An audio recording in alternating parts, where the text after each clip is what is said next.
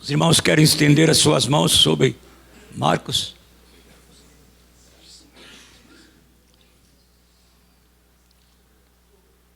Senhor, nós temos um compromisso muito forte, muito alto,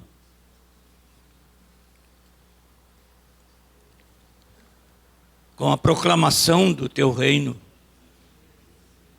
agora e no futuro. Nós temos uma ordem do nosso Senhor e Salvador para vigiar em todo o tempo. E nós não queremos esquecer disso, Senhor. Fazendo a obra que somos cometidos a fazer, com facilidade, esquecemos de vigiar em todo o tempo. Estamos, Senhor, aguardando os sinais indicados pelo Espírito para fazer as coisas como Te agradam. Por tudo isso, Pai, nós queremos ouvir de novo a Tua voz nesta manhã. Pedimos que abençoes nosso querido Marcos. E não sei, Senhor, em que medida cada um de nós, mas Tu conheces o nosso coração. Abençoa-nos, retirando de nós todo tipo de preconceito, de cristalização de paradigmas de anos, paradigmas, alguns que vieram do Teu Espírito e alguns que vieram do nosso estranho e corrupto coração. Pedimos, Senhor, que afastes o que não é Teu para podermos receber o que é Teu. Tua unção venha sobre todos nós, portanto, sobre quem fala e sobre quem ouve. O que nós Te pedimos em nome de Jesus. Amém. Temos, nesses dias, procurado olhar para o que temos recebido desde o princípio de 30, 35 anos atrás. Procurado ver, analisar um pouco do que é que nós temos realmente entendido ou não, e do que nós entendemos e se praticamos ou não. Essa tem sido a nossa tentativa. Temos visto como os paradigmas dificultam muito esse caminhar, que temos que estar atentos e termos uma mente livre de paradigmas. O assunto que Deus me indica para essa manhã é um assunto que eu não queria falar. Eu vim pedindo para Deus, Deus, não me manda falar esse negócio. Eu não quero falar isso aí.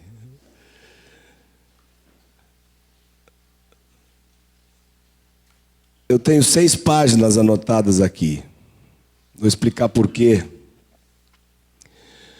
Esses assuntos que aqui estão são referentes ao Espírito Santo de Deus. O que temos feito com o Espírito Santo? E alguns desses temas aqui tenho abordado apenas em conversas, em diálogos com meus companheiros. Nesses últimos anos, em que tivemos fazendo muita avaliação dessas coisas.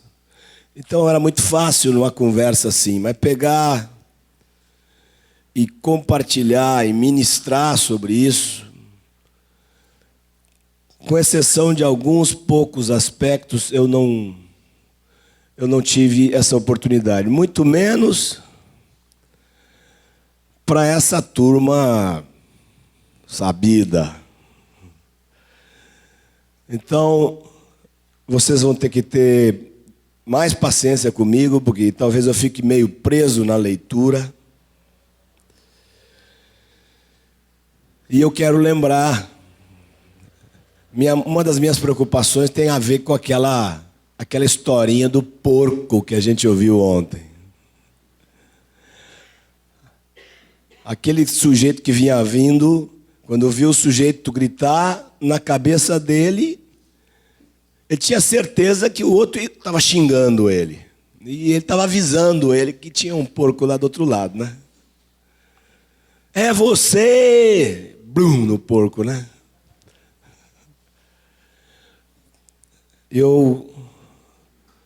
E se tratando de um assunto sobre o qual eu creio que está cheio de paradigmas no nosso meio, eu quero, então, falar com o maior cuidado.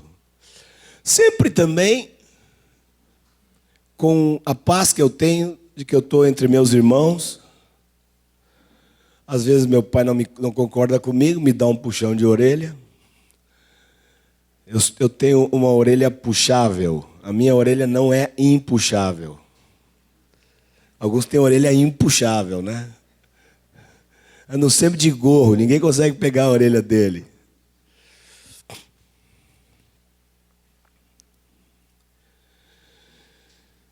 E o que quero falar aqui não diz respeito a esse ou aquele ministério, não diz respeito a esta ou aquela cidade, a esse ou aquele setor da obra. Estou falando de coisas sobre as quais algumas delas eu tenho lutado muito em Salvador. Mas nós vamos fazer o seguinte, eu vou abordar 3 pontos aqui. Em cada um desses pontos, eu quero dizer primeiro, bem claro, o que é que eu não estou dizendo. Por sinal, eu estou lembrando que eu tenho que dizer uma coisa em função de um troço que eu falei ontem. Depois eu pensei, você diz aquilo, o outro entende outra coisa. Eu queria deixar muito claro que eu não me considero superior a Abraão. Se alguém, porventura, disser, o que o Marco está dizendo aí? Se lá na eternidade eu puder ficar uns 2 séculos eternos lá, cortando a unha do Abraão lá, eu estou feliz. Queria sentar com ele e ouvir as histórias dele. Eu estou dizendo que eu tenho pena, não tenho inveja de Abraão, tenho pena de Abraão. Abraão não tinha o que temos. Às vezes o Senhor levava 10 anos para aparecer para Abraão. Assim também hoje eu gostaria de dizer o que eu não creio, para depois dizer o que eu quero dizer. Quero falar de 3 equívocos que eu vejo muito fortes, muito firmados no nosso meio, com relação ao Espírito Santo. 3 equívocos que eu creio que o desonram ou limitam a sua obra. O primeiro está, de uma forma geral, em entender qual é o lugar do Espírito Santo na atuação de Deus na igreja. Qual o lugar e qual a amplitude do ministério do Espírito Santo. Deixa eu dizer aqui o que eu não creio, o que eu não estou dizendo. Eu não estou dizendo, não vou dizer que eu não creio em milagres. Eu não estou dizendo que não devemos buscar os dons do Espírito Santo. Eu não estou dizendo isso.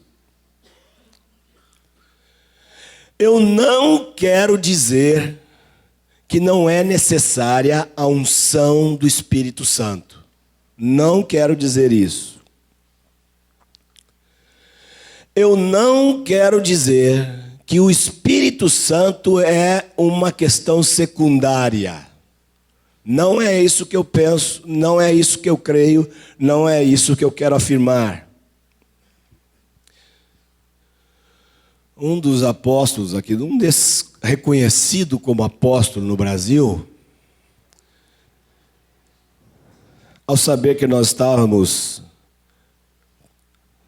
dando ajuda a um grupo de irmãos lá nos Estados Unidos, um grupo de irmãos que ele conhecia e que ele tinha muita expectativa de que esses irmãos, de alguma maneira, fossem vinculados ao ministério dele.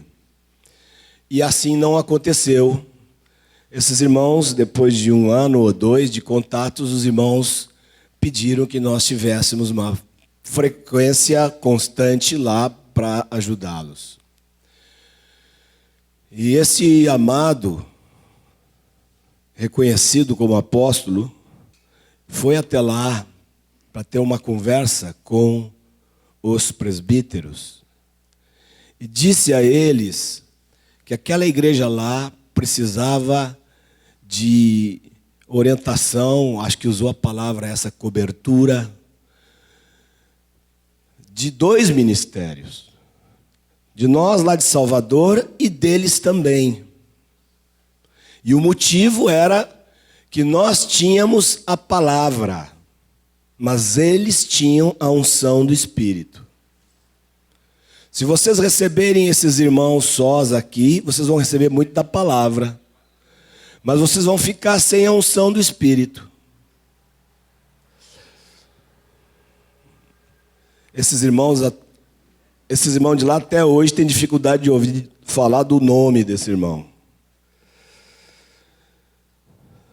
Eu fico parando assim, que visão é essa? Como é que nós temos a palavra sem o Espírito? É possível estar cheio da palavra sem o Espírito? A unção é outra coisa, é uma coisa que está fora da palavra. É um negócio, não sei que negócio é esse. Como pensar isso? Se eu falo em línguas toda vez que oro, qualquer susto que eu tomo, quando eu vejo, já estou falando em línguas. Eu estou vivo aqui porque a graça de Deus me cobriu com o dom da fé. Há 30 anos atrás, quando a medicina dizia que eu era um homem morto, e para espanto da medicina, aqui estou eu. E não foi por outra coisa, senão pelo dom da fé que vem do Espírito de Deus. Como pensar isso se nós temos multiplicado discípulos em 5 continentes dessa terra? Com que poder o fazemos?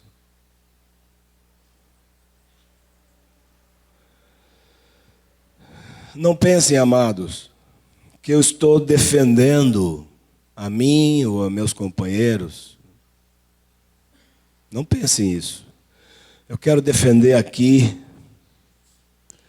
aquelas coisas que eu devo dizer. Estou defendendo aqui a coerência das coisas que eu devo dizer. Esse é o primeiro erro, equívoco sério, que eu vejo em relação ao Espírito Santo quanto à sua amplitude, sua atuação, seu lugar na igreja. Se você pegar um livro que na capa tiver um título a respeito do Espírito Santo, Esse livro ou vai falar de milagres ou de coisas sobrenaturais visíveis. O Espírito Santo, quando o irmão começa a falar do Espírito Santo, é dom, é milagre, é coisa sobrenatural, visível aos olhos. Com esta ênfase, nós temos transformado o Espírito Santo num fabricante de espetáculos, debilitando a compreensão da sua imensa importância e fazendo do Espírito Santo um refúgio para aqueles que amam o sobrenatural, mas se esquivam de andar em obediência e humildade. O meu negócio é o Espírito Santo. Como?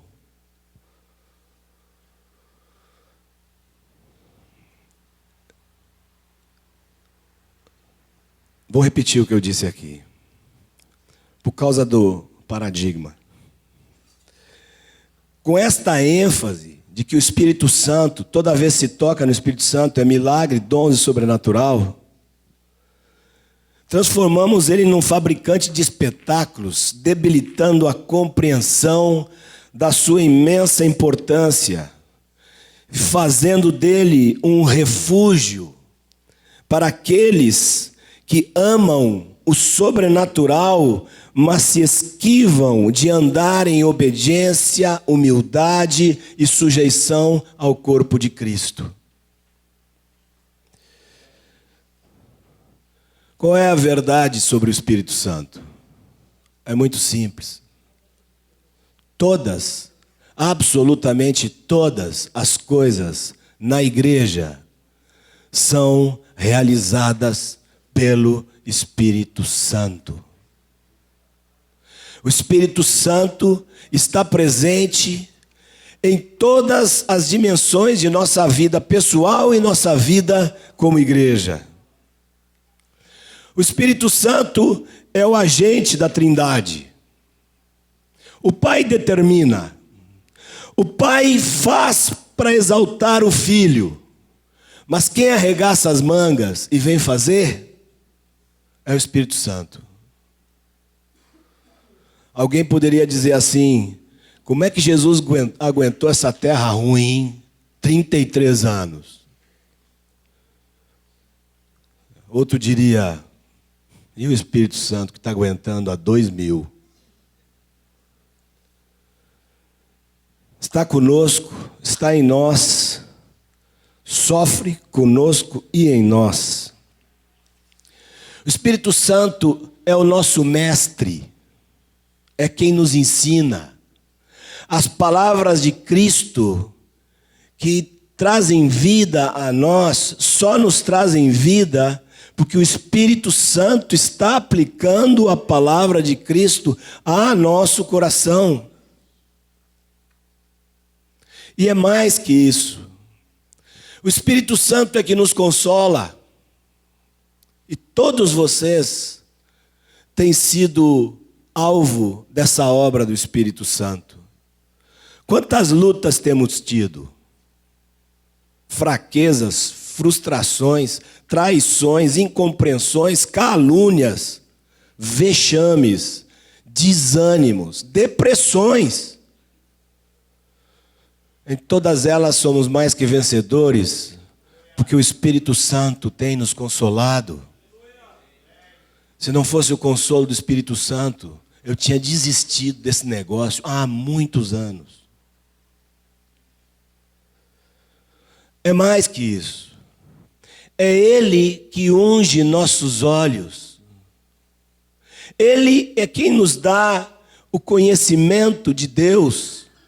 Efésios 1,15, Paulo diz que orava para eles que eles recebessem espírito de revelação. O que é isso? É um espírito chamado revelação?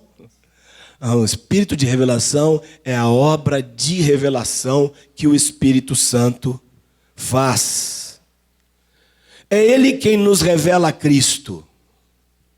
Nesses dias aqui temos olhado para o Senhor, para Cristo Jesus. E como é precioso olhar para Cristo. E como conseguimos olhar para Cristo? Cristo não está aqui. Alguém sabe a altura de Jesus? 1,70 m ou 1,90 m? Ele tem um nariz pequeno ou ele tem um narizão de judeu assim? Vocês já repararam que vocês morrem por uma pessoa que vocês nunca viram? Vocês morrem todos os dias por uma pessoa que vocês nunca viram. Como pode ser isso? Porque o Espírito Santo faz esta pessoa ser a coisa mais real de sua vida. Isso é obra do Espírito Santo.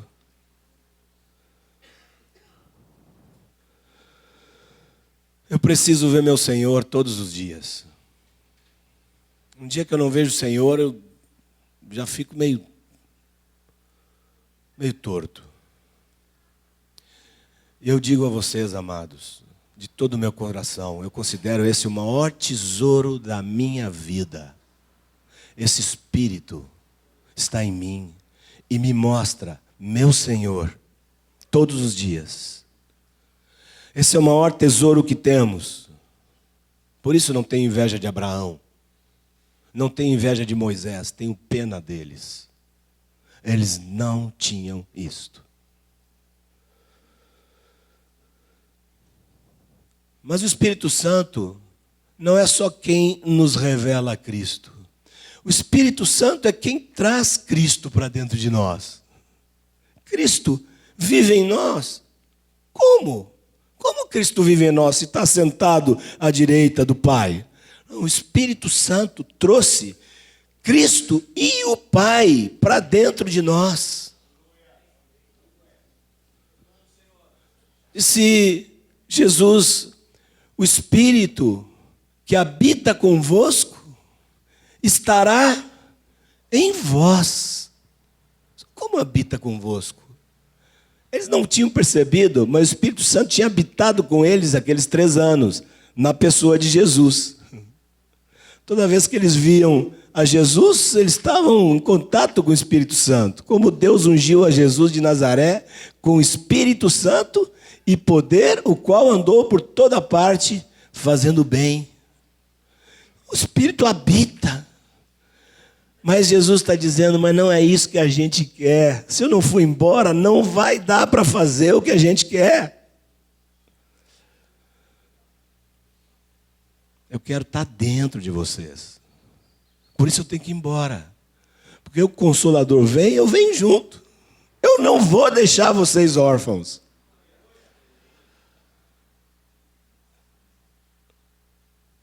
E eles, quando descobriram isso, quão pasmados ficaram. João, na sua carta, diz: nisto se manifestou o amor de Deus em nós, em haver Deus enviado o seu Filho unigênito ao mundo para vivermos por meio dele. Como é que nós podemos viver por meio de Jesus? O Espírito Santo traz Jesus ao nosso coração. É mais, é somente andando no Espírito que vamos satisfazer as concupiscências da carne. Isso é mais importante que os milagres, ou não? Porque toda vez que lemos um livro fala de milagres e dons. O que é mais importante? Andai no Espírito, e não satisfareis a concupiscência da carne. Mais que isso, o Espírito Santo não apenas traz Cristo para dentro de nós, mas ele traz Cristo para o nosso meio. Quando nós nos unimos, existe uma outra presença de Cristo, que é Cristo no meio. Eu estarei em meio deles. Como? Pelo Espírito Santo. É o Espírito Santo quem manifesta os dons. Eu disse, eu tenho o dom não sei do quê. Eu disse, você tem o Espírito, né? O Espírito manifesta o dom. Você não tem dom nenhum. Quando vamos orar, não sabemos. E o Espírito Santo interfere. Porque nós não sabemos orar. E até para orar, ele tem que interferir. É o Espírito Santo que nos dá poder para ser testemunhas. Recebereis poder ao descer sobre vós o Espírito Santo e sereis minhas testemunhas. Quantos irmãos eu tenho conhecido que amontoaram em casa uma pilha de livros sobre o poder sobrenatural do Espírito Santo e nunca ganham um discípulo porque nunca testemunham? O que está vendo? O que está acontecendo? Não termina aí. O Espírito Santo dá poder para você testemunhar. E se parar aí, não se converte ninguém. Ele ainda tem que ir lá no sujeito que está te ouvindo, e ele vai lá convencer o sujeito do pecado, da justiça e do juízo.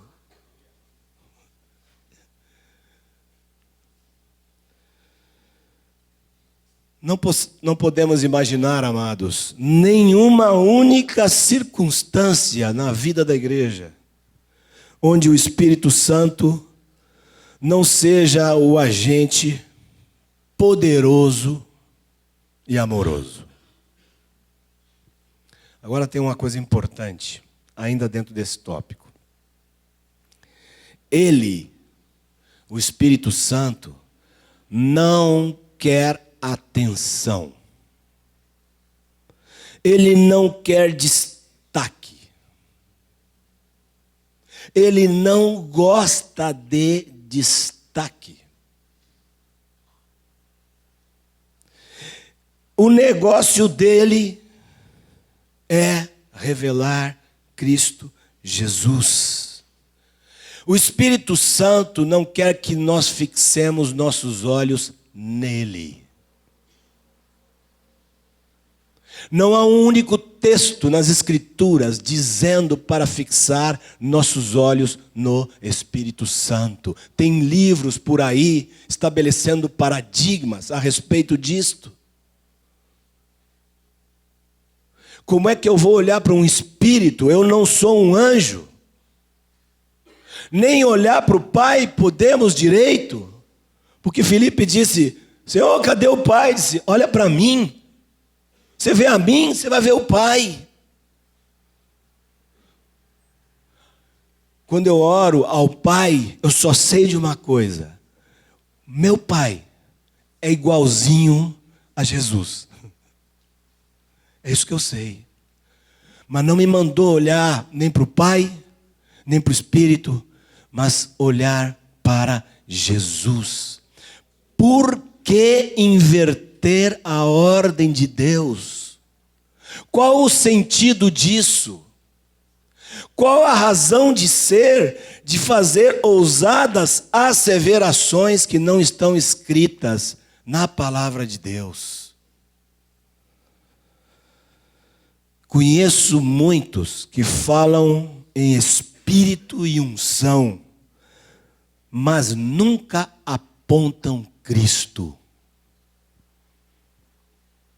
São pobres em anunciar a Jesus. Para que serve esta unção? Uma unção que não está à disposição da glória de Cristo Jesus? Não é a unção que eu vejo nas Escrituras.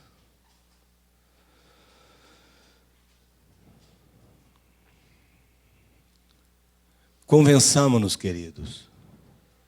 Quanto mais nos definimos, decidimos colocar nossos olhos em Cristo, mais o Espírito Santo vai operar em nossas vidas. porque é o que Ele mais ama, é o que Ele mais quer, é sua função principal. Levar-nos a amar a Cristo Jesus. Vamos deixar claro aqui como nós amamos o Velho Testamento. Queremos ver o Velho Testamento? Vamos a Gênesis 24. Gênesis 24 tem uma história que ilustra isso que nós estamos falando.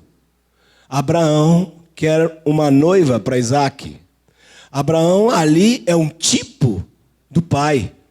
Isaac, o tipo do filho. E Rebeca é a noiva, é um tipo da igreja. Está fechado o quadro? Não. Cadê o Espírito? É o servo. Você leia, você observa como ele toma jumentos carregados de tesouro e leva para a família de Rebeca. Para quê? Para conquistar não só Rebeca, mas Labão também. Para mostrar a eles a riqueza de Isaque. Você vê esse servo ali, num cantinho, a serviço de. A Trindade é maravilhosa e sua maravilha aparece também nesse Espírito Santo. Jesus se humilhou e a Trindade definiu que ele vai ser exaltado. E o Espírito Santo, que não se humilhou, não está nem aí, eles não têm competição. Não tem disputa dentro da Trindade. Cada um está cumprindo a sua função feliz. Em plenitude, em gozo. E a função do Espírito é exaltar a Cristo. Segundo equívoco. Fórmulas. Fórmulas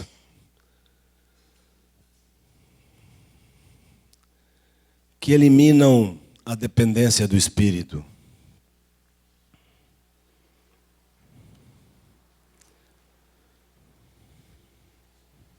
Eu não queria falar esse negócio.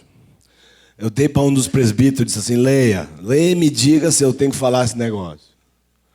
Aí o cara me deu na minha mão e disse, vai lá e fala. Eu digo, tá bom, Jesus. Eu tinha deixado por último. Eu estava deixando por último. Porque eu estava na esperança que não desse tempo. Que nós seguíssemos aqui falando de Jesus, da moeda essa, da face, da cruz, e o tempo terminasse e eu não precisasse falar esse negócio. Cheguei a pedir para o pai, deixa esse negócio para lá. O que eu não estou dizendo, por favor, entendam bem, porque isso é importante. O que eu não vou dizer agora. Eu não digo que Deus não deu à igreja autoridade sobre as enfermidades, sobre os espíritos malignos. Não estou dizendo isso. Segundo, eu não estou dizendo que nós não podemos, não devemos ordenar sobre elas, sobre as enfermidades, para que saiam das pessoas. Não estou dizendo isso. Eu não quero dizer que a oração não deva ser revestida de fé e de ousadia. Vai orar sem fé? Não está disposto à ousadia? Nem ora. Cale a boca, peça para outro orar. Eu faço isso, sabia? Vem um lá meio torto. Eu digo assim, não tenho fé. Eu digo, olha lá porque eu estou sem fé. Eu não me sinto obrigado a ter fé todas as vezes, não. Às vezes eu tenho, às vezes eu não tenho. Quando eu não tenho, eu não tenho. Eu não invento fé. Há 31 anos atrás, eu tive um câncer que ia me matar. Deus me deu fé e eu estou vivo aqui. Só que a coisa estava complicada, eu fui parar na casa do meu pai. E numa madrugada daquelas eu fiquei com a gripe. Então, eu sofro de gripe desde aquela época. Todo ano eu tenho umas 3 ou 4 dessas. E os 2 primeiros dias, é assim na cama de não conseguir respirar. E às 3 da manhã eu fui acordar meu pai. E o meu pai depois outro dia falou no presbitério: meu filho não me incomodou por causa de um câncer, e me incomodou por causa de uma gripe. Com o câncer, Deus me deu fé. Com a gripe até hoje, não.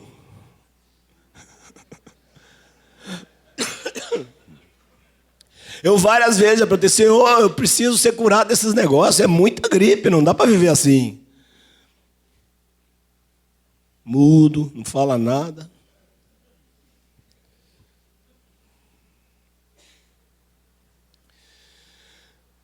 Mas eu creio que nós vivemos dias de costumes com relação a essas coisas. Antes de entrar no tema, eu vou logo contar uma experiência que eu tive há mais ou menos uns 25 anos atrás.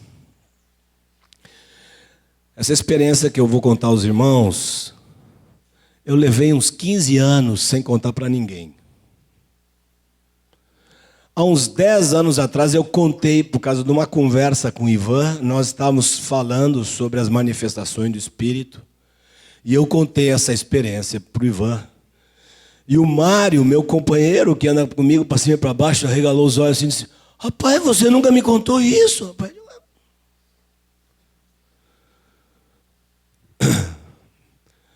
Eu gosto demais de pescar de tarrafa. Tem anos que eu não pesco, não tem mais tempo. Mas se eu pudesse ver aquelas tainhas passando assim, deixá-las passar, enganar as bichinhas, puxar assim aquela tarrafa cheia de peixe, eu gosto demais desse negócio.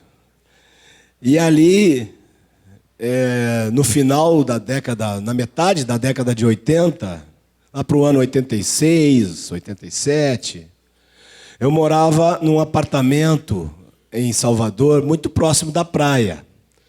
3 vezes por semana eu ia pescar. Os irmãos ficavam lá em casa, quando os irmãos iam embora, se era 10, 11, meia-noite, não importava. Os irmãos iam embora, eu ia lá, pegava minha tarrafinha, botava no ombro e descia para a praia. A tadinha da Rejane às vezes ficava doida. Teve uma vez que eu cheguei de volta às 6 horas da manhã. Mas ela gostava. 2 refeições por semana lá em casa era o peixinho que eu pegava. A graninha não era muito, não, o negócio era meio apertadinho, aquele negócio ajudava. E ali naquelas pescarias, quem pesca sabe. A turma costuma botar sempre a culpa no pescador, ou a glória do pescador quando pesca, né? Mas não é nada disso. Tem dia que tem dia que não tem. Principalmente no mar. Tainha é assim. Quando não está dando, não está dando. Você fica ali, ela não vai, não passa. Tem dia que ela passa uma atrás da outra, você fica doido, porque você está tirando a tainha da rede e está passando o outro e você está perdendo aquilo ali. É uma loucura. Agora, às vezes, tem hora para passar. Às vezes você espera 2 horas, não está passando, de repente começa a passar. E eu me lembro que uma vez ou outra eu fiquei enjoado de esperar. Aí eu falava: Senhor, aquele texto lá, se você falar para esse monte, qual é que é? Aí eu tenho que usar a autoridade que Deus me deu. Você dizer: em nome de Jesus, eu quero que os peixes venham aqui. Não via peixe nenhum, né? Eu acho que umas 2 ou 3 vezes eu fiz isso. E depois eu ficava rindo da minha cara. Igual aquela história que meu pai conta, que a mulher chegou, leu a Bíblia, depois ela disse: monte, essa noite eu quero que você passe daqui e vá para lá. E fechou a janela. Quando ela abriu a janela de manhã, o monte estava lá. Eu disse: eu sabia.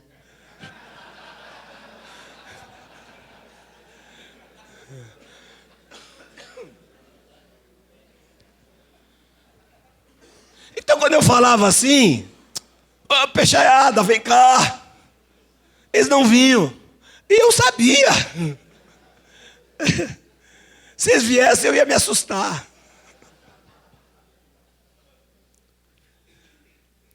Uma noite, eu estava com um companheiro ao lado, Gilson Brito, da ilha de Taparica, estava comigo. E estava um desastre aquele negócio. Nós ficamos conversando, aproveitando para conversar, as coisas do Senhor.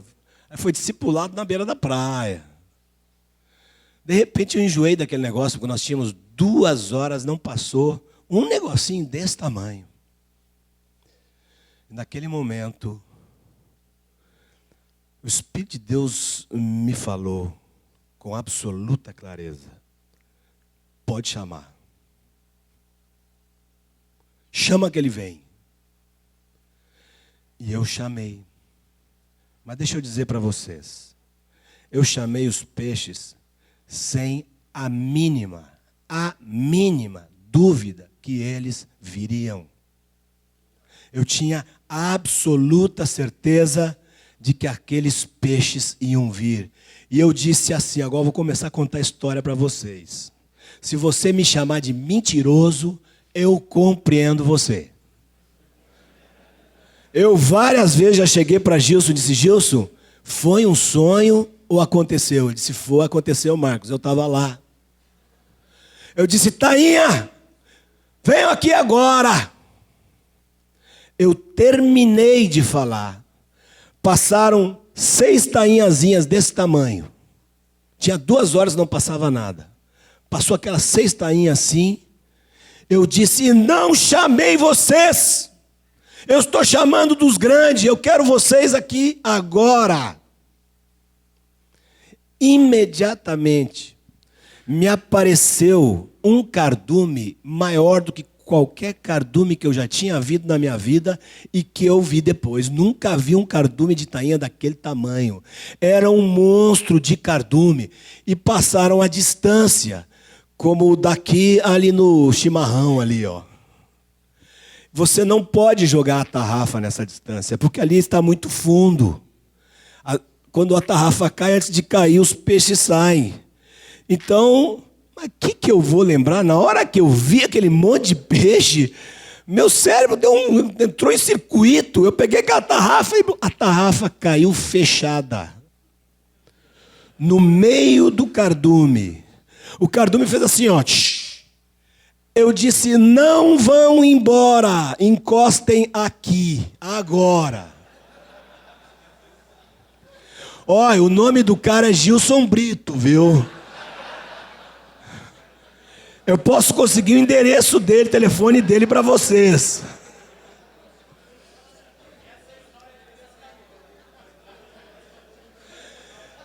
Não vão embora, encostem aqui agora. O cardume se juntou e veio aos meus pés na beira da praia. Aí eu digo: bom, agora eu não posso fazer besteira, né? Aí saí, a tarrafa estava toda desarmada, o cardume andando assim, aí eles foram entrando, aí eu atirei assim e cobri o cardume todo. Só que já estava mais ou menos dessa fundura. Quando está nessa fundura aqui, é certeza que você pega, mas estava assim. Quando eu puxei aquela tarrafa, não veio uma tainha. Eu fiquei parado com aquela tarrafa dentro d'água, olhando para o Gilson.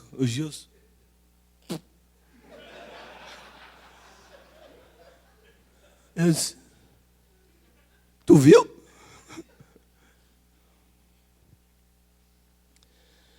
Depois eu fui discutir com o Senhor, né? Eu digo: Senhor, tanta gente precisando de milagre na igreja. E eu falei: e um negócio desse, um troço doido desse lá no mar? E o Senhor me falou com muita clareza. O Senhor estava me ensinando a diferença entre falar por fórmula e falar induzido pelo Espírito Santo.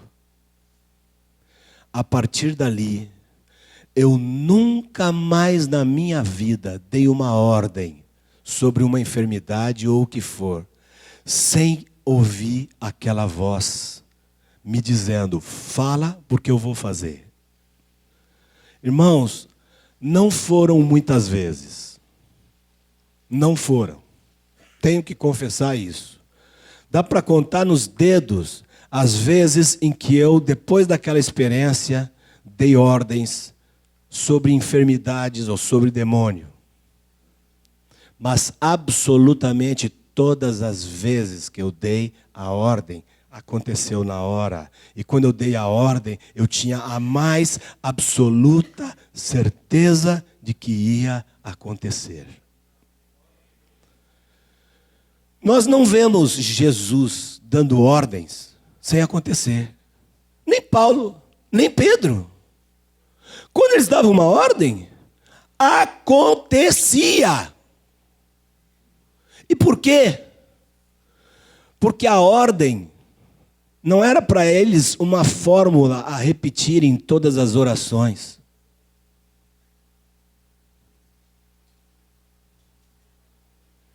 Hoje eu não consigo ouvir uma oração por enfermidade sem que venha lá, embutida na oração, a ordem. Na grande maioria das situações não acontece nada. E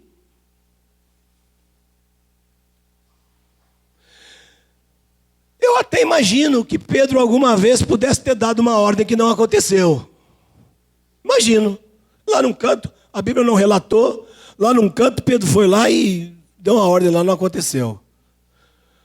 Mas se eu conheço esse Pedro, ele foi desesperado, jejuar, perguntar para Deus o que estava acontecendo.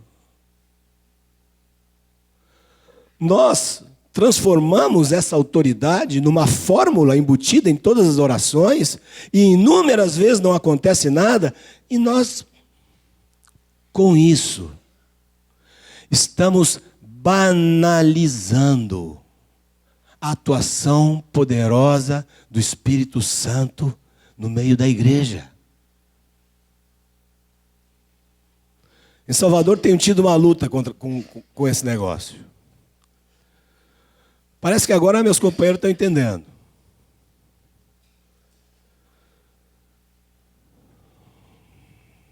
Entre nós achamos normal. Eu pergunto, por que nós não podemos simplesmente rogar, suplicar, rogar humildemente ao Senhor, deixando para usar essa autoridade naqueles momentos em que o Espírito Santo diz com toda clareza: fale agora, porque agora vai acontecer. Por que não fazemos assim? Eu tenho a fé de que era assim que Jesus fazia. Jesus entrou no tanque de Siloé e curou um. Estava cheio de gente lá, ele curou um. Por que ele não curou os outros? Jesus estava sempre esperando a voz. Era guiado pela voz.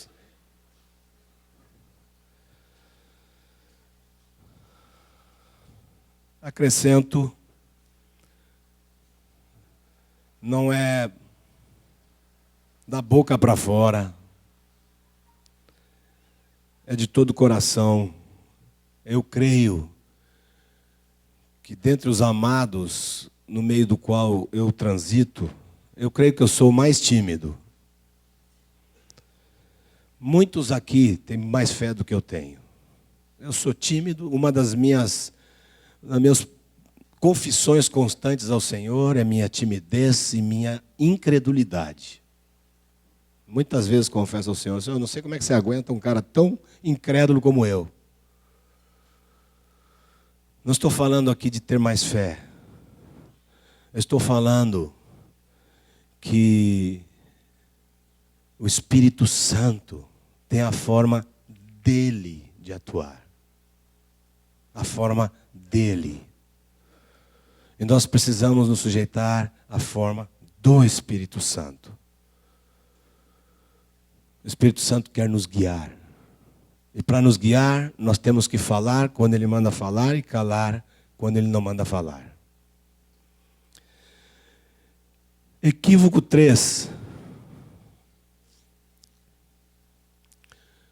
Eu ontem fui na cozinha para ver se tinha tomates lá. Eu sei que ninguém está com tomate no bolso. Equívoco 3. A manifestação do Espírito Santo nas reuniões dos santos. Quando vos reunis, irmãos, como se manifesta o Espírito? O que eu não estou dizendo? O que eu não quero dizer? Eu não estou dizendo que não deve haver pregação em nossas reuniões. Eu não estou dizendo que não deve haver louvor em nossas reuniões. Eu não quero dizer que a música não é importante na nossa relação com Deus. Eu não quero dizer que o louvor não tem um lugar muito importante na vida do Filho de Deus. Não estou dizendo isso. Deus é minha testemunha de quanto eu sou grato a Deus pelos louvores na sua casa. Como sou grato a Deus, a esses amados, a quem Deus tem dado tantos cânticos através desses anos.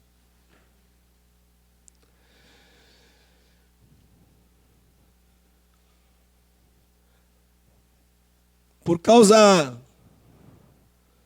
desses paradigmas da comunicação,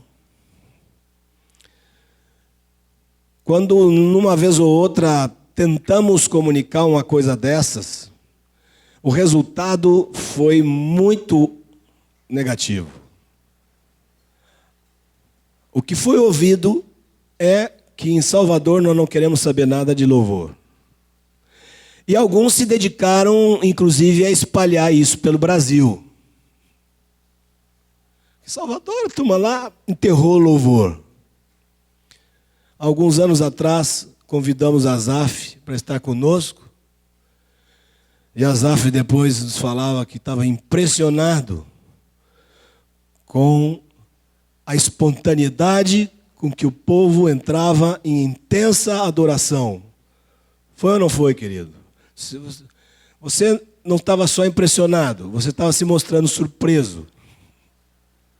Porque a fama que se divulgou é que nós somos contra estas coisas. Teve uma época da minha vida, há um pouco tempo atrás, porque eu quando me sinto fraco para adorar o Senhor, às vezes eu me sinto muito, mas muito incapacitado de dizer uma coisa. E quando eu estou me sentindo assim, eu boto um CDzinho lá, geralmente de manhã, quando eu acabei de acordar, antes de sair do meu quarto, boto um CDzinho lá, me enrolo no meu lençol e fico ali.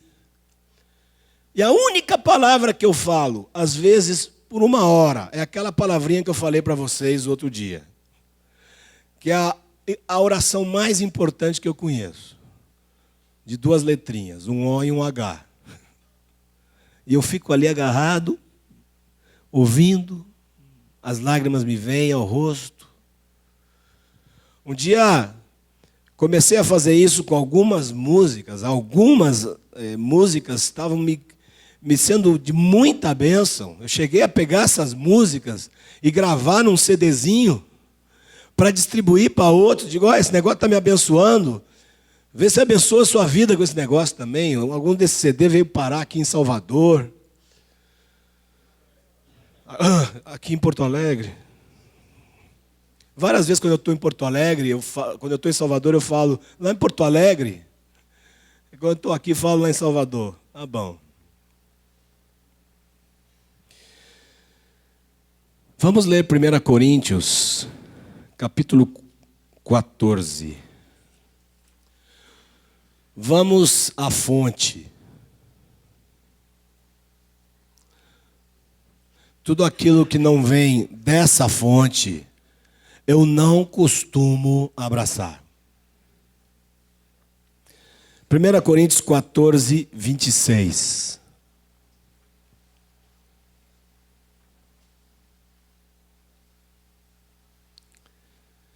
Que fazer, pois, irmãos? Quando vos reunis, um faz a abertura, depois um ou dois dirigem o louvor, depois uma pregação. Se der no final, façam os avisos. As ofertas.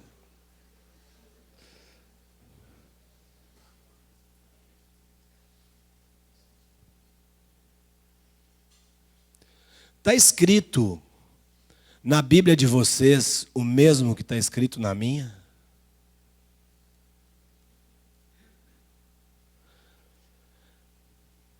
Eu aqui vou abrir meu coração. Na confiança de que estou entre irmãos amados. Esse negócio está me comendo por dentro. Há anos. Às vezes eu vou em reuniões. A última das reuniões grandes pastorais que eu fui. Eu disse, eu sou louco. Eu sou maluco. Só pode ser. Não é possível. Eu não entendo essa reunião.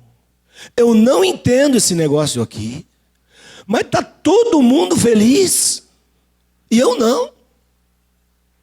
Eu comecei a dizer para mim mesmo, Marcos, você é um chato, cale sua boca, pare. Você está procurando sarna para se coçar.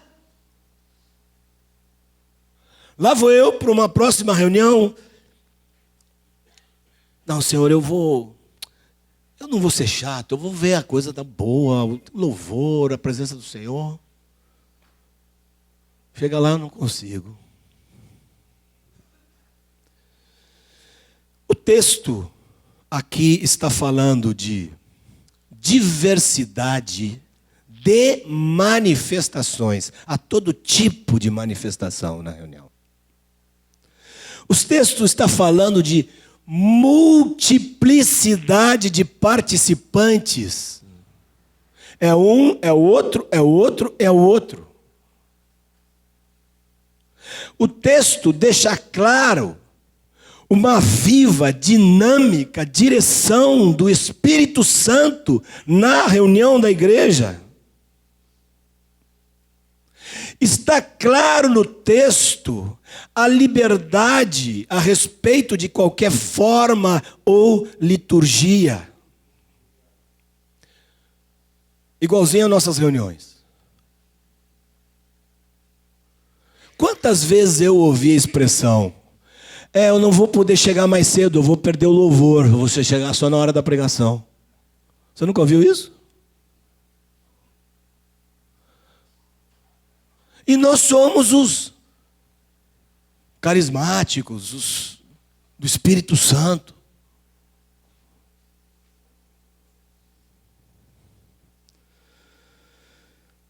Acontecem exceções. Há reuniões em que há exceções. E eu reconheço que quando aparecem essas exceções, elas são bem recebidas. Eu reconheço que não há um apego a isso, que há uma abertura. Mas essas exceções só fazem confirmar que há uma regra.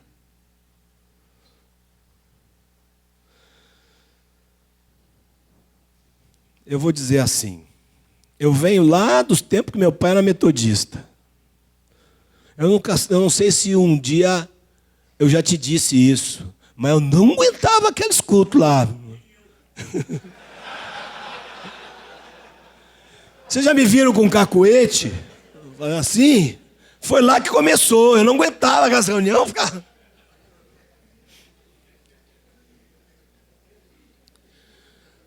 Quando saímos daquele cemitério ali,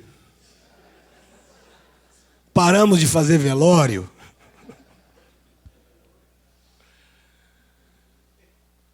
Entramos numa nova dinâmica.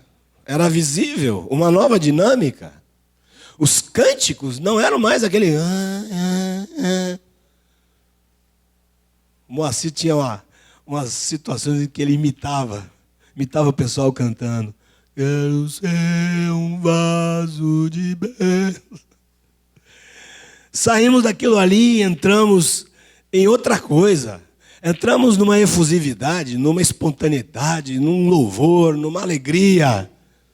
E entramos em algo que não tínhamos ideia que íamos entrar. Aquilo tudo era fervente. Imagina, cantar 1 hora. Quando é que se pensava nisso? Ouvir uma pregação de 1 hora. Acho que lá, se você passasse de 20 minutos, perigava levar um tomate, não?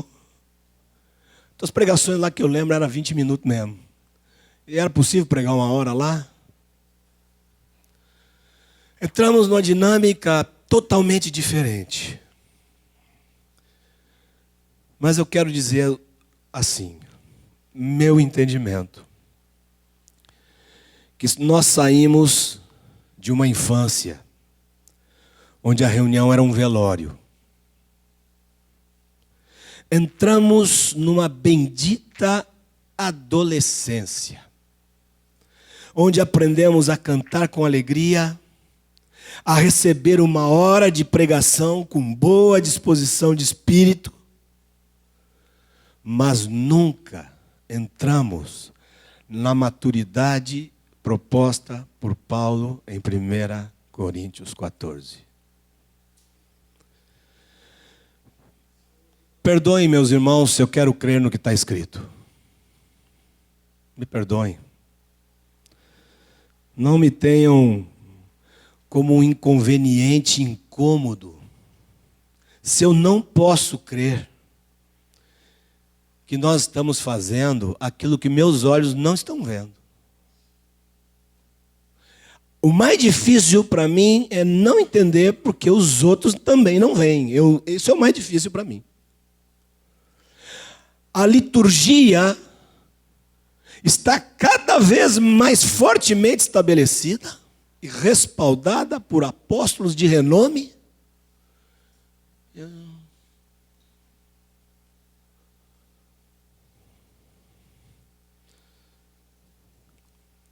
Vou a retiros de pastores. Não estou falando desse aqui, não. Eu escrevi isso aqui antes desse retiro. Mas vou ao retiro de pastores e me sinto um peixe fora d'água. Às vezes eu penso que eu estou ficando louco. Vejo todo mundo contente com uma mesmice ritualística e me sinto um chato, um picuinha. Parece que eu não tenho outra coisa para fazer a não ser querer arrumar confusão.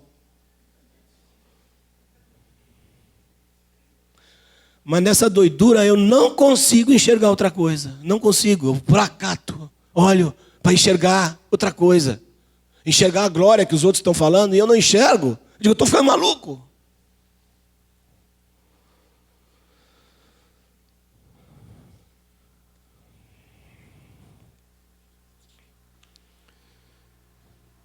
Aqui está meu pai, Moisés.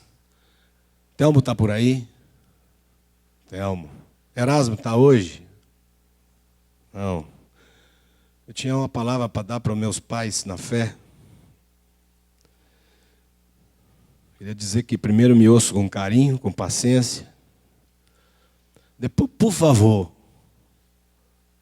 me digam que eu estou equivocado. E façam sossegar minha alma.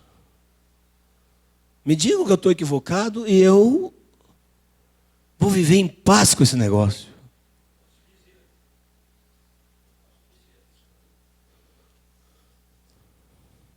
Pode ser logo após, pai?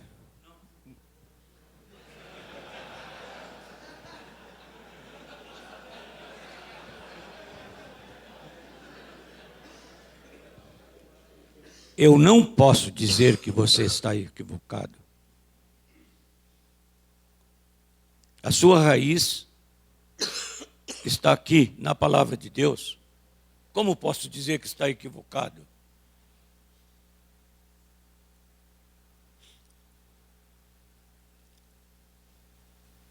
Essa semana foi uma semana diferente. Queria tanto estar aqui com os irmãos e ouvir o meu filho. Uma irmã veio do encontro dos 27 mais e disse: o Marcos prega igual a você. Eu disse: é o mesmo DNA.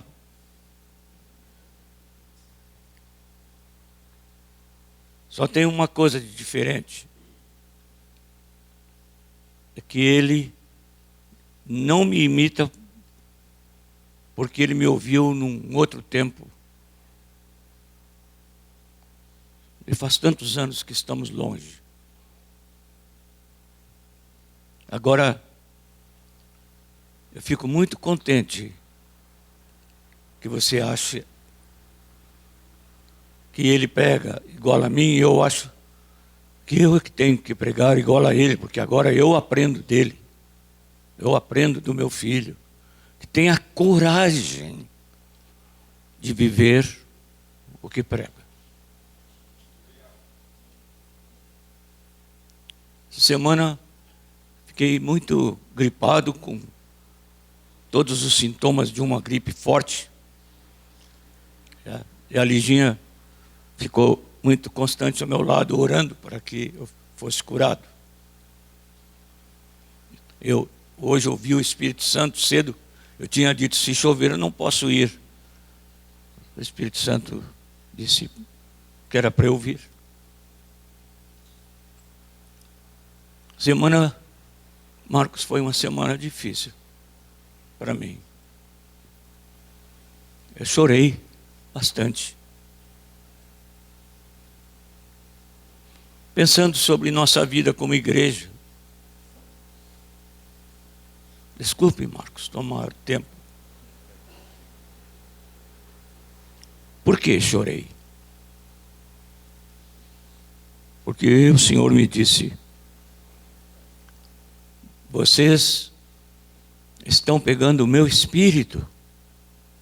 Os irmãos não podem imaginar a minha alegria de ouvir o que estou ouvindo nessa manhã.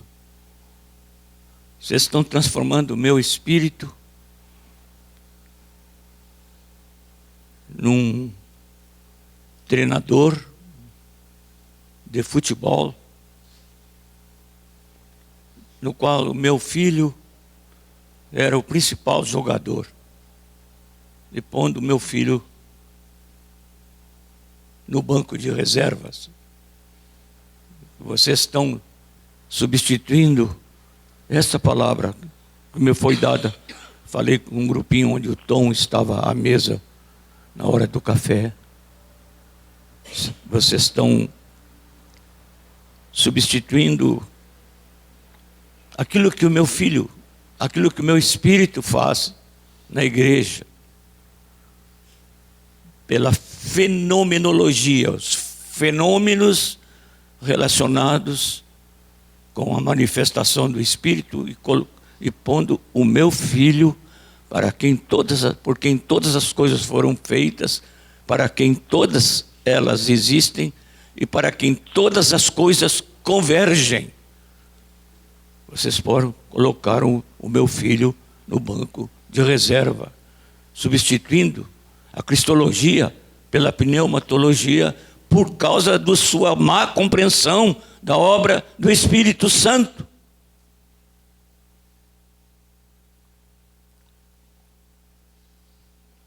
Não, meu filho. Não vou dizer para você que você está enganado.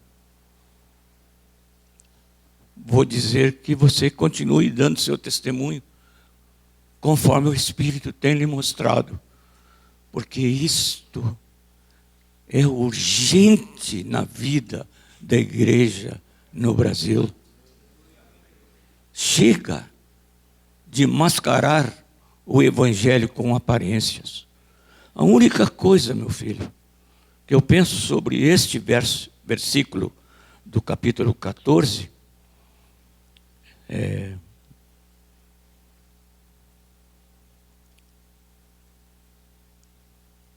que isso era feito num pequeno grupo. Isso não é coisa para grande congregação, é evidente que não é.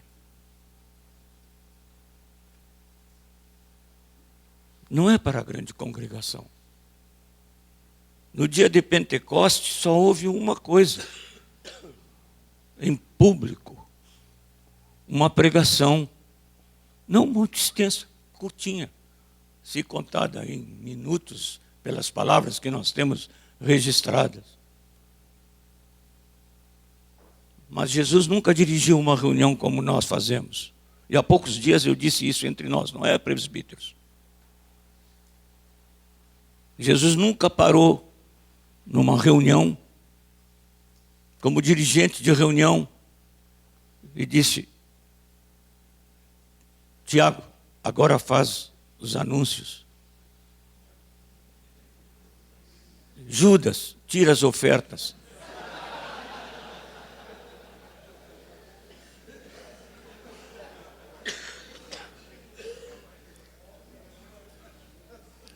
Nunca houve isso.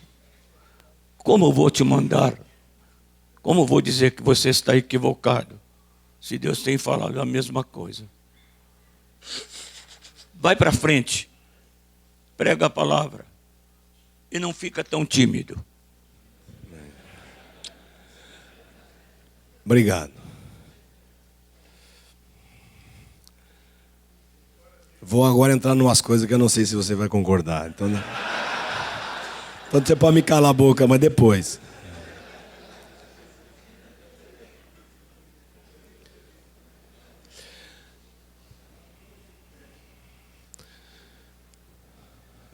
Se eu dissesse que se nós tivermos reuniões onde isso não se pode aplicar, então não deveríamos tê-las. O que é grupo pequeno? 20, 30? Numa reunião ordenada como essa aqui, contendo apenas homens maduros, isso é um grupo pequeno, onde isso com toda a certeza pode ser praticado. Nós não temos conseguido em Salvador um ambiente favorável para essa prática. Nas reuniões gerais, onde tem quase 3.000 irmãos, ali tem se mostrado muito difícil. Mas a igreja está dividida não apenas nos grupos nas casas, mas em setores em Salvador. E nos setores, pai, setores com... Viu, pai? Setores com 100, 200, 300, 400 irmãos, tem se procurado colocar isso em prática. E é possível. É possível. Marcos, vamos fazer o seguinte. O que é que você propõe? Me dá uma proposta prática.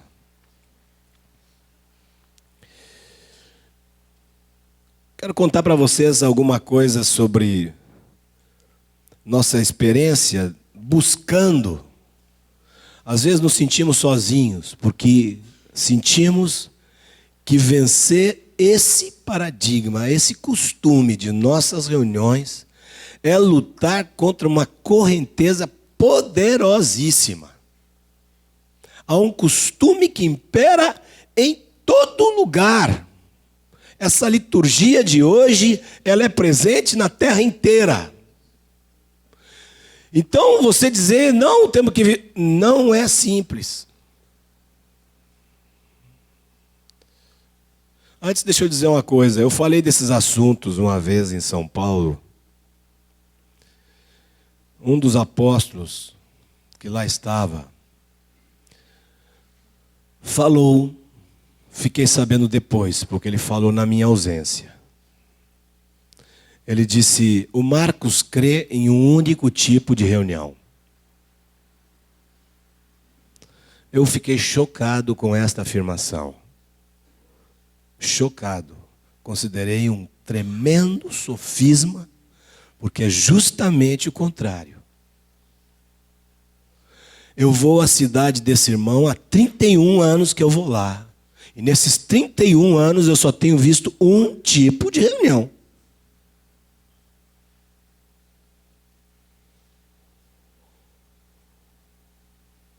Eu não estou entendendo porque diz que eu creio em um único tipo de reunião. O que você propõe, Marcos? Eu proponho as Escrituras. Eu proponho que, antes de tudo, se ensine insistentemente aos irmãos a suprema importância da profecia. Antes de entrar nisto, Paulo falou muito sobre a profecia. Paulo deixou claro que a profecia é o principal dos dons. Principalmente, irmãos, que profetizeis. A profecia deve ter lugar número 1 em nossas reuniões, por causa daquilo que está escrito em 1 Coríntios 14. Segui o amor e procurai com zelo os dons espirituais, mas principalmente que profetizeis. Menos de 1% dos irmãos das congregações do Brasil, em qualquer lugar, menos de 1% dos irmãos profetizam.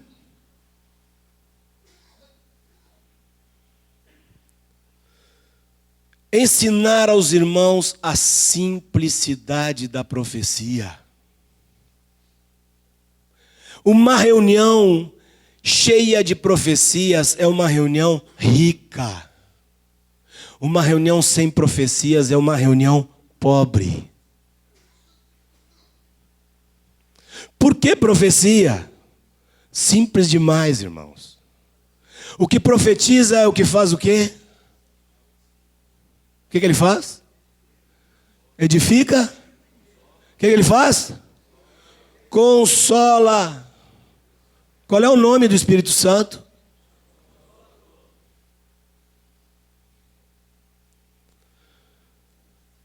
Todos nós necessitamos permanentemente de consolo. E o que vai trazer esse consolo é a profecia. A profecia é muitíssimo mais importante do que a cura. Se alguém ficar curado numa reunião, os irmãos ficam tudo maravilhados. Quando um profetiza, os irmãos não costumam-se dar o devido valor a essas profecias. Quando alguém é curado num corpo que depois vai morrer e vai para debaixo da terra. A profecia edifica Cristo para a eternidade na vida dos ouvintes. Proponho isso. Que se dê o valor à profecia tal qual Paulo o dá. Que se ensine aos irmãos a simplicidade disso. Não há nada mais simples do que profetizar.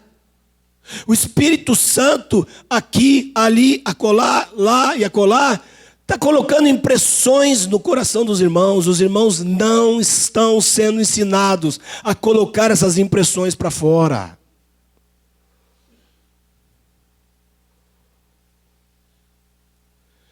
A participação dos irmãos é o que a palavra de Deus ensina.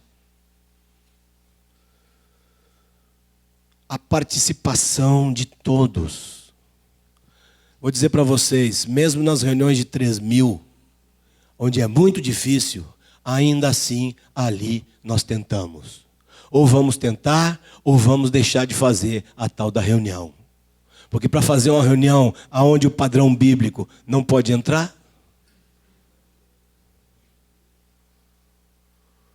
agora isso requer, irmãos, visão, convicção.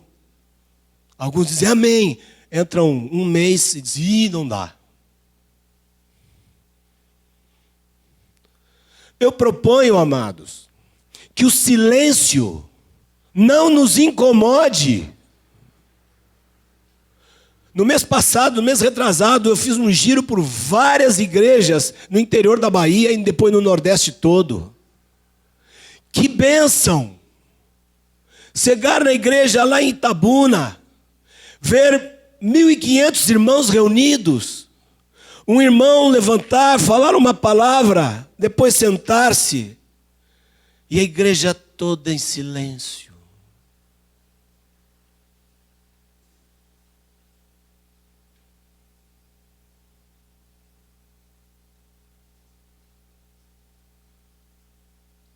Que bênção. Os irmãos meditando no que foi dito. Para nós, silêncio é sinônimo de falta do Espírito Santo. Deu muito silêncio? Mete alguma coisa. Alguém pega esse microfone, toca essa guitarra, faz algum negócio.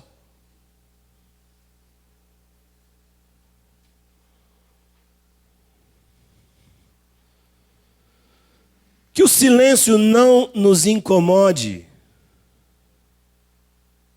Que no nosso coração nós almejemos chegar o dia lá na frente em que nós estejamos livres da hora disso, hora daquilo e hora daquilo outro.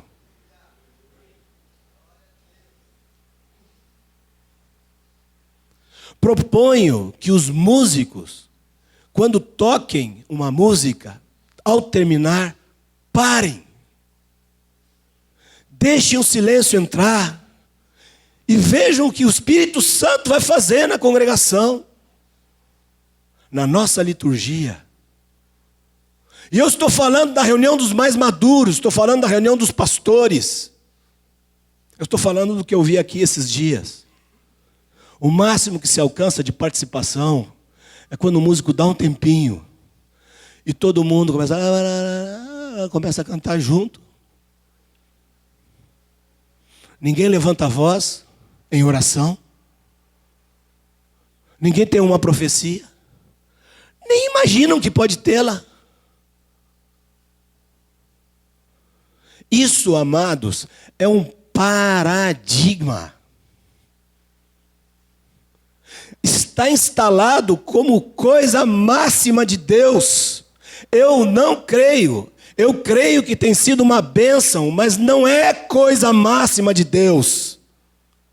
E para que nós entremos naquilo que Deus propôs, nós temos que segurar o que estamos fazendo. Eu me lembro quando anos atrás, questionando sobre isso em Salvador, resolvemos ir à guerra, à luta, vamos lá. Eu me lembro de reunião em que não aconteceu nada. Ficamos lá, a reunião foi a coisa mais borocochô que eu já tinha visto. Entrei no meu carro para ir embora para casa, triste.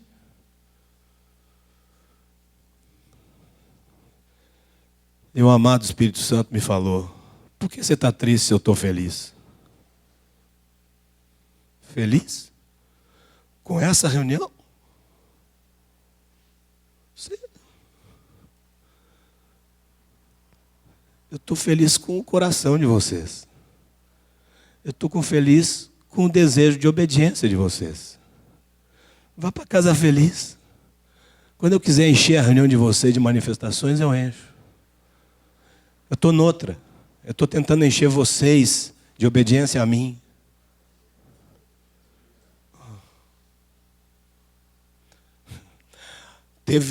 Teve algumas reuniões dessas, as reuniões aparentemente desastradas, que tinha gente de fora lá. Não deu outra, né? Passa esses caras aqui não entendem nada de louvor, não querem louvar esses caras. E saíram pelo Brasil afora. Em Salvador não se louva, são contra o louvor. Vai a Zaf lá e vê a turma pulando. Pula junto.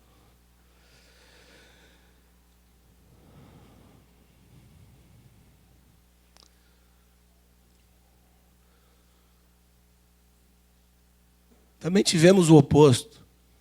Eu me lembro de um retiro de Páscoa. Pai, éramos 1.800 a 2.000 pessoas reunidas. Num retiro de Páscoa, uns 8 ou 10 anos atrás.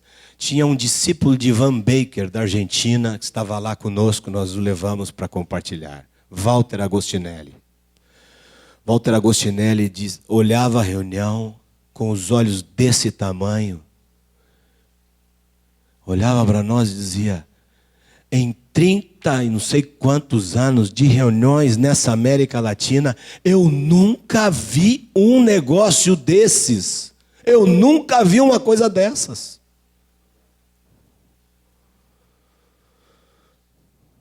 Pouco a pouco nós fomos aprendendo a não fabricar nossas reuniões.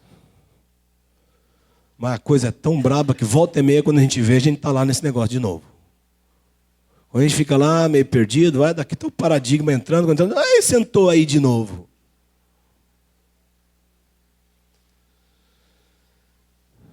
Uma vez,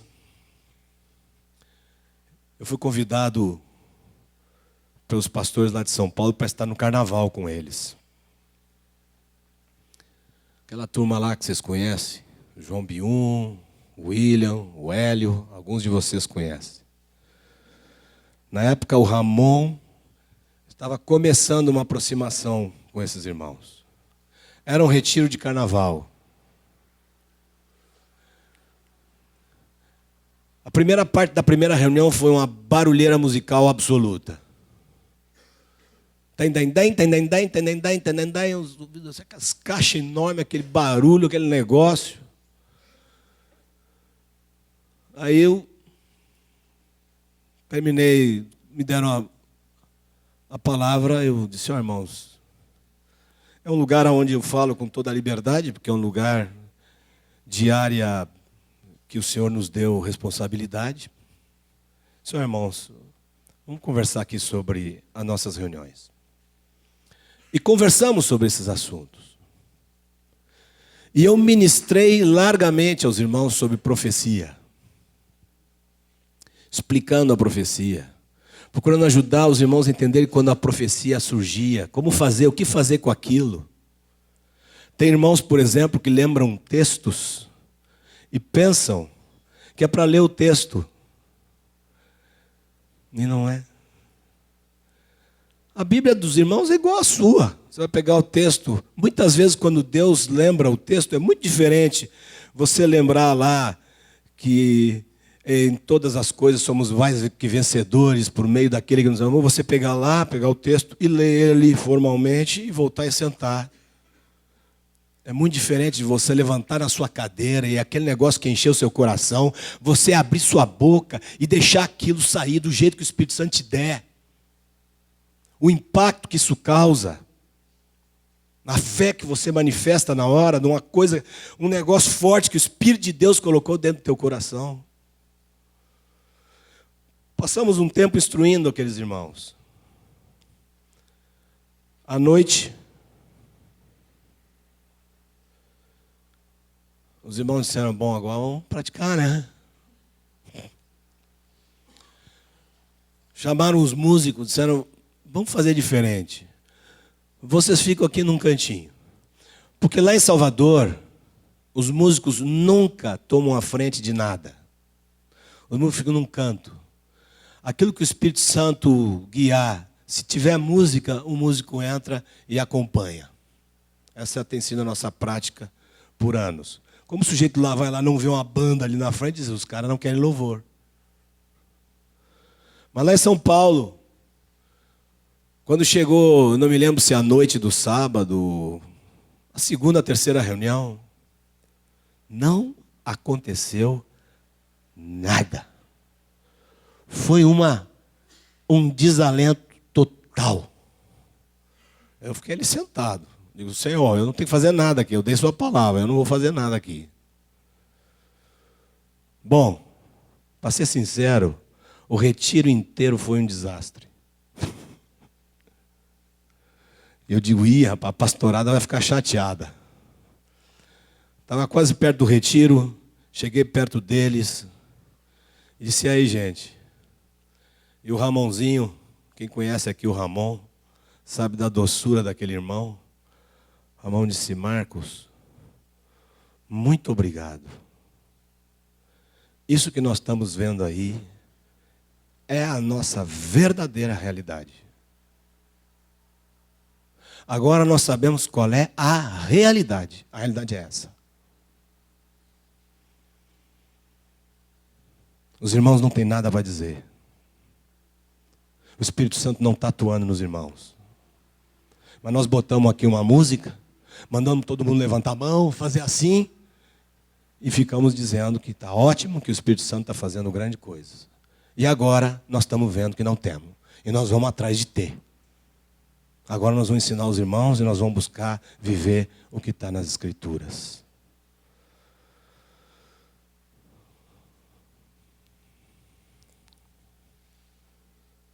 Amados, eu creio que há muito para aprendermos em relação a isso. O que eu mais tenho sentido, o que mais me frustra no meu coração, é o sentimento de estar só nisso. Eu não tenho o sentimento de que nós estamos fazendo nada melhor do que os outros. Meu sentimento é de que há uma luta para lutar, mas nós temos que lutar contra nossos paradigmas, contra a nossa comodidade, porque é assim que funciona, é mais fácil. O povo está ali, não sai nada, pega uma guitarra, começa a tocar e já está. Vamos logo porque é fácil. Ouvir a voz do Espírito Santo é outra história. Então temos que lutar. E eu vou dizer, particularmente eu, porque mesmo lá em Salvador, quem mais insiste com esse negócio, quem mais reclama quando vê que a coisa já está caindo no marasmo, sou eu. Agora eu tenho me sentido absolutamente só com relação a isso. Por isso eu disse aquelas coisas. Me sinto um maluco. Me sinto um maluco. Está todo mundo dizendo que a glória está. E eu não vejo. Creio que se nós ouvirmos a voz do Senhor com relação a isso, e buscarmos nos sujeitar a Ele, juntos, logo, logo vamos aprender uns com os outros como andar melhor nesse caminho do Senhor.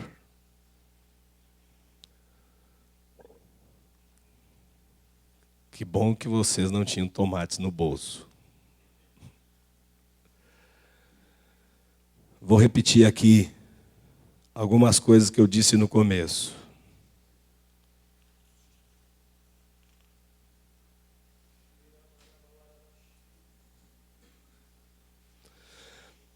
Não estou dizendo... O que eu não estou dizendo?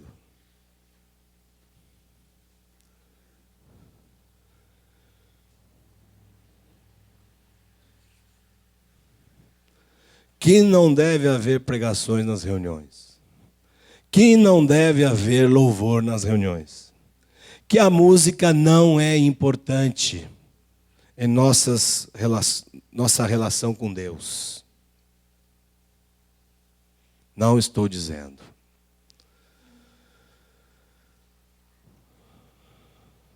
O que mais tem me animado é uma coisa.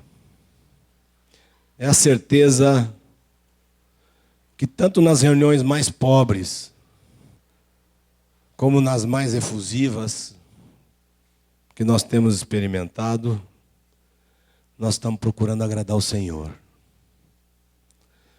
Nós estamos procurando dar o primeiro lugar ao Espírito Santo. Eu queria propor uma liturgia. É possível a essa hora propor uma liturgia? eu proponho a liturgia do Espírito Santo. Eu proponho a liturgia de esperar o Espírito Santo. Eu proponho um coração que diga ao Senhor: Senhor, eu não sei. Eu não sei como é uma reunião. Eu não sei como é que é o louvor. Eu não sei como é que é as manifestações. Por favor, nos ajude. Proponho isso. Que o nosso coração seja assim diante do Senhor.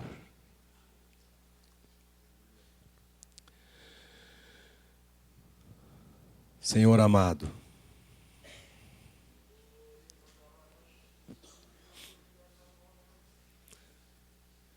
venha sobre nós o teu Espírito em toda a sua soberania. Que se alargue o nosso coração na tua presença e os nossos ouvidos à tua voz. E o Espírito de Deus seja soberano, movendo-se na igreja. Sem fórmulas, sem metodologias, mas sim, como diz a tua palavra, na diversidade, na multiplicidade, no meio da tua casa, que te alegra, que alegra teu coração santo. Faz isso, Pai querido, em nossas vidas, em nome de Jesus. Amém.